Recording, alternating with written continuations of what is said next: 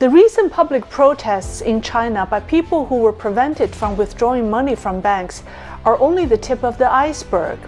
Chinese leaders know that the risks of a financial crisis in the world's second-largest economy are far greater than the outside world realizes. They are most wary of growing public distrust and a panic that can trigger the economy's collapse. The regime may be resorting to past strategies to handle financial volatility and social unrest, and it has already sent out signals of using extraordinary means. Hi everyone, welcome to Lei's Real Talk. I'm Lei. After 10 years of using his anti-corruption campaign to fight moral rot within the CCP, Xi Jinping knows that the financial sector is one of the most corrupt industries in China. Whether it's the rural village banks or the largest state-owned banks, corruption is plaguing these financial institutions. Ms. Ji put her family's life savings in China's construction bank, one of the 4 largest state-owned banks. In the summer of 2020, she was shocked to discover that her 1.2 million deposit was wiped out, and she also owed the bank 130,000 yuan. Her account manager at the bank had embezzled her money for gambling and investing in crude oil futures.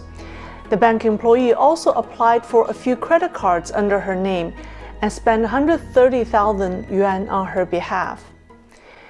In 2021, 2.8 of the 3.3 billion renminbi that belonged to Jiangxi pharmaceutical giant's Jiming Trust Group in the Bohai Bank was strangely missing. Oddly enough, the money was used by the bank as a loan guarantee for another company, Huaye Petrochemical in Nanjing. What's even more unbelievable is that after this was discovered, the remaining $500 million in the Jiming Trust account was taken by the bank even after the trust group explicitly refused to lend the money as collateral for someone else. So the risks of Chinese banks go far beyond bad debts. China's financial risks are intertwined with corruption. The Chinese leaders know this. Over the years, Beijing has gone to great lengths to prevent financial risks and has set up several protection funds for emergencies, including the Trust Protection Fund in 2014, the Deposit Insurance Fund in 2015, and the Risk Management Reserve Pool for new capital in 2018.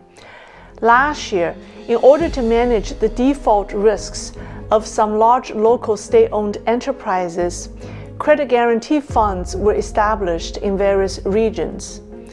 On May 16th, on the same day the Banking and Insurance Regulatory Commission addressed the situation where people couldn't withdraw money from village banks in Henan, the Commission also announced that a Financial Stability Guarantee Fund had been established. It said the initial funding of 65 billion yuan, or about $10 billion, had been raised from systematically important banks. Also on May 16th, the Party Committee of the same commission published an article in the CCP's official journal, 求实, titled Perseverance in Preventing and Solving Major Financial Risks. The article gives hints of how the CCP will handle a banking crisis by mentioning 2 early financial battles the regime fought after seizing power in 1949, the Battle of the Silver Coin and the Battle of Rice and Cotton. Let's revisit that history so you understand the significance of the 2 battles to the regime and their relevancy today. Shanghai has been the economic center of China for more than a century. The Shanghai Brokerage Association was established in 1891 and was China's first stock market. It was renamed Shanghai Stock Exchange in 1904. Right after the CCP seized Shanghai on May 27, 1949, it nullified the nationalist government's currency and replaced it with its currency, the renminbi. But the public did not have confidence in the renminbi because it was not backed by precious metals. Many merchants refused to accept renminbi, and people still used silver and silver coins for major purchases, causing the price of silver to go up sharply. 2 weeks later, on June 10, 1949, The CCP's Shanghai Military Administration sent plainclothes military personnel to block the Shanghai Securities Building, the largest silver exchange in China. They arrested 250 traders and seized tens of thousands of silver coins. The CCP then closed the Shanghai Stock Exchange. This had a huge impact on the silver market, forcing the silver price to fall. With this, the renminbi eventually became the dominant currency in Shanghai. Afterward, the CCP called it a contest of strength between the communist government and the hostile capitalists. Mao Zedong praised Chen Yun, the CCP leader who was in charge of the operation, and called the incident no less than a significant military victory. However, this military operation didn't gain people's full confidence in the renminbi. After the CCP crushed the price of silver, people started to stockpile rice and cotton.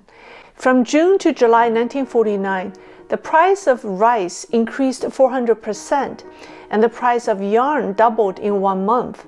From October to November, the price of rice increased in another 300%, while the price of yarn increased another 380%. Prices of other commodities also rose sharply, and this affected all of eastern, northern, and southern China. In November 1949, Chen Yun instructed the CCP's finance department and state-controlled enterprises to occupy, organize, control, and lead the market. Using national resources, the CCP consolidated large stocks of rice and yarn from other regions and released them simultaneously in Shanghai, Beijing, Tianjin, and other major cities on November 25th. In Shanghai, the price of cotton yarn dropped 50% in 1 day. Meanwhile, Shanghai's state-owned grain stores sold rice at half the price of private retail stores. This forced many private companies out of business. But the CCP was relentless. Chen Yun forbade all state-owned enterprises and banks from lending money to private banks and businesses. He also gave orders banning private companies from closing down. They had to continue to pay taxes and wages to their staff as usual. Failure to comply would result in a 3% penalty tax. Historians say the battle of the silver coin and the battle of rice and cotton ended the market-driven economy in China and killed all private businesses. From then on, state-controlled banks and companies dominated since all competitions disappeared. The two battles took place at a time when the CCP faced a budgetary deficit, rising inflation, supply shortages, and a lack of public confidence. Isn't the situation strikingly similar to what's going on in China right now?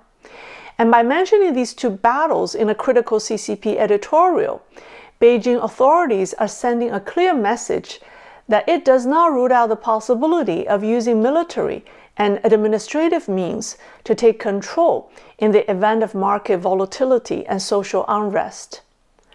Chinese banks are not doing well. In 2022, a number of banks joined the equity auction market to auction their shares. Among them, ZY Bank and Ningxia Bank are municipal commercial banks. There are also private banks such as the Tianjin Jingchen Bank, as well as regional agricultural banks. According to Chinese finance news portal Yicai, of the 92 banks whose equity was auctioned in February, 60% of the auctions were aborted due to no investor interest. That was February. Things may be even worse now. The Chinese government is stockpiling grains from the international food market. Chinese people may soon start stockpiling commodities as well, just like they did in Shanghai in 1949. Once they have no confidence in the money or they can't even access it, they may as well turn it into daily necessities. Here's the video I made on the village bank crisis in which people can't access their money. And the other video explains why China must rely on imported agricultural products. That's all for today. Thank you for watching. Please like and subscribe, and I'll see you next time.